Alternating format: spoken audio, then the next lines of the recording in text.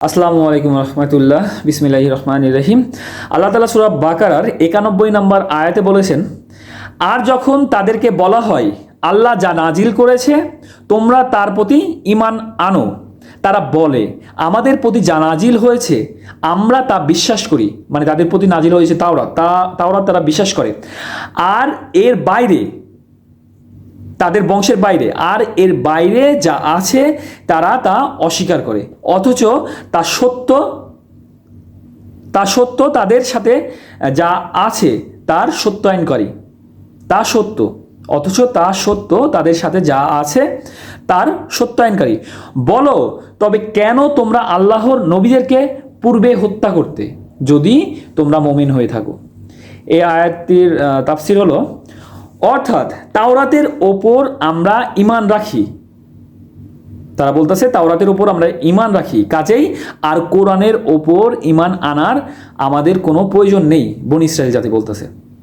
আচ্ছা, অর্থাৎ আল্লাহ তাআলা এবার বলতেছেন, অর্থাৎ তাওরাতের ওপর তোমাদের ঈমান রাখার দাবিও সঠিক নয়।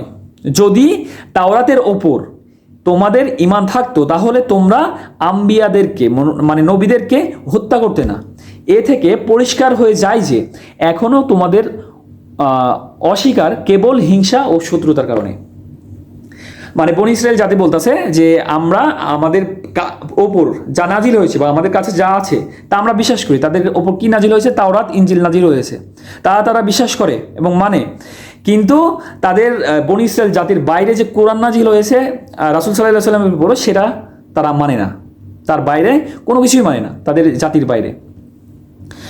তখন আল্লাহ তাআলা বলতেছে, তবে তোমরা যদি তাওরাত মানতে বা ইনজিল মানতে তাহলে তোমরা তোমাদের নবীদেরকে হত্যা করতে না। কারণ তাদের জাতির মধ্যেও যে নবীগুলো আসছে তারা হয়তো বা গরিব পরিবার থেকে বা তাদের বংশ মর্যাদা অত উন্নত ছিল না, বিধায় তারা তাদেরকে মানত না, তাদেরকে হত্যা করত, কিছুদেরকে মিথ্যাবাদী বলতো তাদের বংশের মধ্যে আসার পরেও।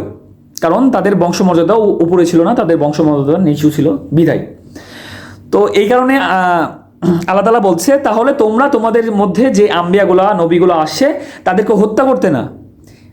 তাই আল্লাহ তাআলা বলতেছে, এ থেকে পরিষ্কার হয় যে তোমরা এটা অস্বীকার করতেছো, কোরআন এবং রাসূল সাল্লাল্লাহু আলাইহি ওয়াসাল্লামকে অস্বীকার করতেছো কেবলমাত্র হিংসা ও শত্রুতার কারণে। আল্লাহ তাআলা সবাইকে বোঝার মতো তৌফিক দান করুক। সবাই ভালো থাকবেন। আল্লাহ হাফেজ।